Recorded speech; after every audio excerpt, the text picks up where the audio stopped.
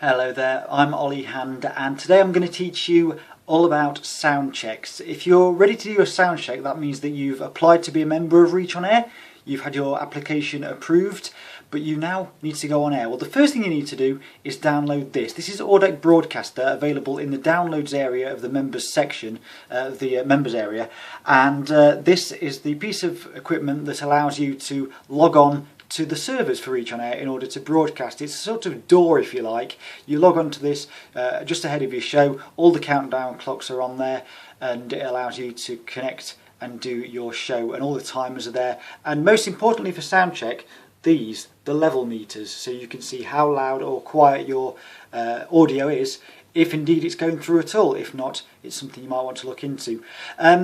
First thing you need to do is make sure everything's connected up before you submit a sound check.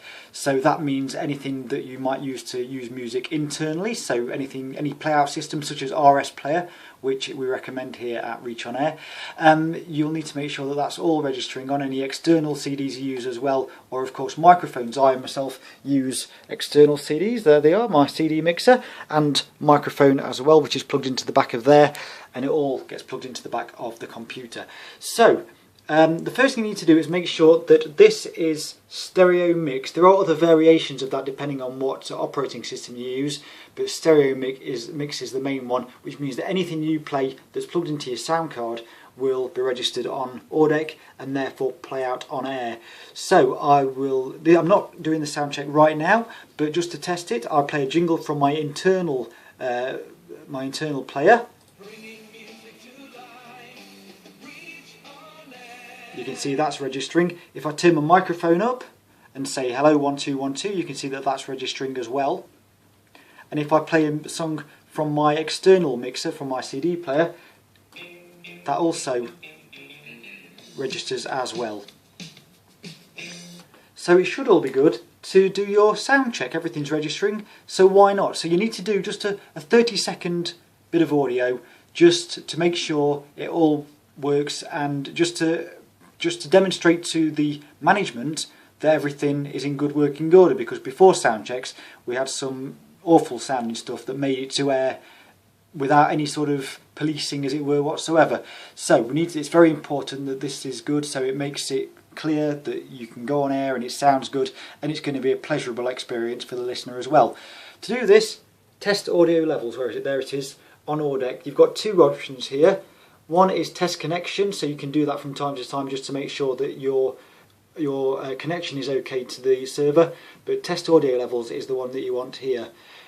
In terms of broadcast quality, it's entirely up to you, dependent on your own broadband connection. I stick to standard. It seems to be a fail-safe way of doing things. And also, as I say, stereo mix. It must be stereo mix there to make sure you're picking up everything or any variation thereof according to whatever you're using. So to test audio levels, you click this, and there we go. It's now running, and you can close it at any time. We don't want to do that, we want to go on with it. So jingle first. Then I might say something through the microphone, like here's Culture Club with Karma Chameleon. I'll turn the mic off now, and I'm playing my song. So now we've demonstrated that because it's all on the levels meter, everything works that I want to work. The CD players are registering, the internal audio is registering, and the microphone's registering. So I can stop that and press stop on there as well. This will then point you in the direction of a file, 921.rm. It's a real media file, so that's what's registered. Now then, one of the most asked questions is, where do I find the file? Of course, there's a few ways of going around this. You could search your computer for whatever the file is, in this case 921.rm. On my computer, I use Windows Vista, and it comes up on the C drive, Program Files, Audeck Broadcaster, and there it is there. There, you see. So that's the folder on Windows in which it comes onto, in your Program Files. You might just want to search it. If it doesn't, try it again, running Audeck as administrator. So go to Audeck Broadcaster there and run as administrator, wherever that may be. There it is, run as administrator. try for that, because I've just done that and it worked the second time around doing that. So, you know, it's just a quick job that you might have to do.